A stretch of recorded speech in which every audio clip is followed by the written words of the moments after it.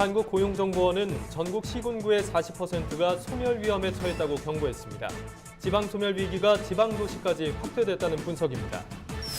우리나라 기후가 아열대성으로 변화하면서 경남 산청에 바나나가 생산되는 등 과일 재배지가 급상하고 있습니다. 폭염으로 인해 섬 관광객의 숫자가 크게 줄면서 관련 지역 주민들은 경제적인 어려움까지 호소하고 있습니다. 농민신문 읽어보기에서는 살충제 달걀 사태 이후 1년, 양계 농가의 현황과 과제, 그리고 농산물 우수관리 제도의 중요성을 함께 짚어봅니다. 여러분 안녕하십니까? NBS 뉴스 24입니다. 전국 시군구 10곳 가운데 4곳이 지역 자체가 소멸될 위험에 처한 것으로 나타났습니다. 저출산 고령화로 수도권과 대도시를 제외한 지방은 소멸하고 말 것이란 우울한 전망이 현실로 다가왔습니다. 한국고용정보원은 한국의 지방소멸 2018 보고서를 통해 전국 시군구 10곳 중 4곳이 소멸 위험 지역으로 분류된다고 밝혔습니다. 여기서 소멸 위험 지역은 특정 지역의 65세 이상의 노인 인구 수가 같은 지역 20, 30대 여성 인구의 2배를 초과하는 곳을 말합니다. 그 결과 전국 228개 시 군구 중 소멸 위험 지역 수는 89곳에 달하는 것으로 조사됐는데 이는 5년 전인 2013년보다 14곳이 늘어난 수치입니다. 같은 시기 전국 읍면동 기준으로는 3,463곳 중 43.4%에 달하는 1,503곳이 소멸 위험 지역에 해당됐습니다. 올해 새롭게 소멸 위험 지역에 진입한 곳은 강원도 철원군과 부산 중구, 경북 경주시와 김천시까지 모두 4곳이며 경남 사천시와 전북 완주군 등도 올해 안에 소멸 위험 지역에 속할 것으로 전망됩니다. 전문가들은 지방 소멸 문제 해법을 위해서 고향 또는 자신이 원하는 지방자치단체에 세금 중 일부를 납부하거나 기부하면 세제 혜택을 주는 고향세 제도 도입이 시급하다고 말합니다. 또한 지난 2013년부터 2017년까지 소멸 위험 지역에서 30대 이하의 젊은 층 인구 34만 2천여 명이 빠져나간 것으로 나타나면서 청년 인구 유출을 막기 위한 특단의 대책도 필요하다는 지적이 나오고 있습니다. 지방 소멸 위험이 지방 도시로 확산되고 있는 가운데 충남 지역은 무려 70.2%가 소멸 위험에 노출돼 있는 것으로 나타났습니다. 충남 지역 15개 시군 가운데 10곳이 지방 소멸 위험 지역이라는 분석 결과가 나왔습니다. 한국고용정보원이 최근 발표한 보고서에 따르면 소멸 위험 지수가 0.5 미만인 곳에 당진과 서산, 천안과 아산 등 5곳을 제외한 10개 시군이 해당됐습니다. 시도별로 보면 충남은 0.67을 기록해 소멸 위험 주의 단계에 포함됐고 인근 세종은 1.59로 전국에서 소멸 위험이 가장 낮은 것으로 나타났습니다. 농민신문의 주요 기사들을 짚어보는 농민신문 읽어보기 시간입니다. 먼저 8월 17일자 신문 1면을 보도록 하겠습니다. 지난 14일에 열린 NBS 한국농업방송의 개국식이 소개되고 있는데요. NBS 한국농업방송 개국식에 이계호 농림축산식품부 장관을 비롯해 주요 인사 600여 명이 참석해 새로운 미디어의 탄생을 축하했습니다. 다음은 아름다운 농촌 가꾸기로 농업 가치 높인다라는 주제로 쓴 연중 기획 기사입니다. 농산물 안전에 대한 소비자의 관심이 높아지면서 GAP, 즉 농산물 우수 관리 제도에 대한 중요성을 강조하고 있는데요.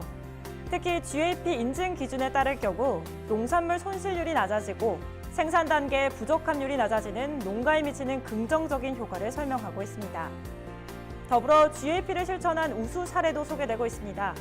2년 만에 연매출 6억 원을 늘린 전남 장성현 사과 영농조합법인의 성공 비결도 함께 짚어봤습니다. 마지막으로 신면에 실린 기사도 살펴보겠습니다. 살충제 달걀 사태가 발생한 지 1년이 지났지만 여전히 찜찜한 분들 계실 것 같은데요. 정부가 소비자 신뢰 회복을 위해 달걀의 안전성 검사를 강화하면서 양계 농가들이 달걀 사육 환경을 개선했다는 소식입니다. 특히 오는 23일부터는 달걀 껍데기의 생산자 고유 번호 뒤에 사육 환경 번호도 함께 표시하게 됩니다. 하지만 안전한 달걀 유통을 위해서는 무엇보다 양계 농가의 현실을 고려한 대책과 함께 소비자들의 동물복지 인증 달걀에 대한 인식 전환도 필요하다는 내용을 담고 있습니다. 지금까지 농민신문 읽어보기였습니다. 사과의 고장은 경북 영천, 복숭아의 고장은 경북 청도죠. 하지만 앞으로는 사과나 복숭아의 주산지가 강원도가 될지도 모르겠습니다. 우리나라의 기후가 아열대성으로 변하면서 과일 재배지가 북쪽으로 올라가고 있기 때문입니다. 지리산 자락인 경상남도 산청. 외국에서나 볼 수 있는 튼실한 바나나가 나무마다 주렁주렁 달려 있습니다. 30여 년 전 따뜻한 제주에서 처음으로 재배되기 시작한 바나나가 이제 내륙에서도 대량으로 생산되는 겁니다. 바나나뿐만 아니라 패션프루트, 파파야, 구아바 같은 열대 과일을 재배하는 농가들도 늘어나고 있습니다. 바로 온실가스 증가에 따른 지구온난화 때문입니다. 지금 온도가 올라가면서 우리 지역에 우리나라가 아열대성으로 좀 변하고 있습니다.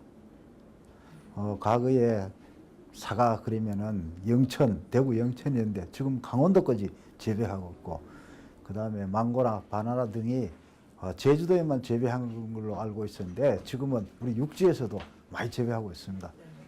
지난 4월 통계청이 발표한 자료에 따르면 경북 영천이 주산지이던 사과는 강원도 양구, 경북 청도의 복숭아는 강원도 춘천, 충남 금산에서 재배되던 인삼은 경기도 연천까지 북상하면서 지구온난화에 따른 국내 농작물 재배 지도가 바뀌고 있는 것으로 나타났습니다.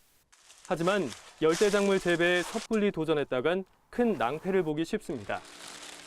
소비가 일반화되지 않아 유통 경로를 확보하기 어려울 수 있고 생산 과정에서 발생할 수 있는 변수에 대응하기가 쉽지 않기 때문입니다. 한반도의 아열대성 기후 변화로 폭염과 국지적 강우에 따른 농작물 피해도 심각한 상황입니다. 농민들이 작물을 재배하는 데 있어 낭패를 보지 않도록 정부의 중장기적인 대책 마련이 시급해 보입니다. 유례없는 폭염이 지속되면서 욕도와 비진도 같은 섬 여행객의 발길이 크게 줄었는데요. 인근 지역 선주들과 상인들은 폭염의 경제난까지 이중고를 겪고 있습니다. 기록적인 폭염이 지속되면서 전남 지역 연안 여객선을 이용한 피서객이 줄어든 것으로 나타났습니다.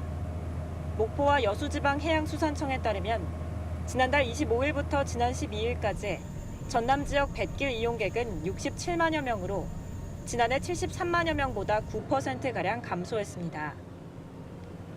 서남해안 연안 여객선 이용객은 49만 5천여 명으로 지난해 54만 3천여 명보다 4만 8천여 명이 줄었습니다.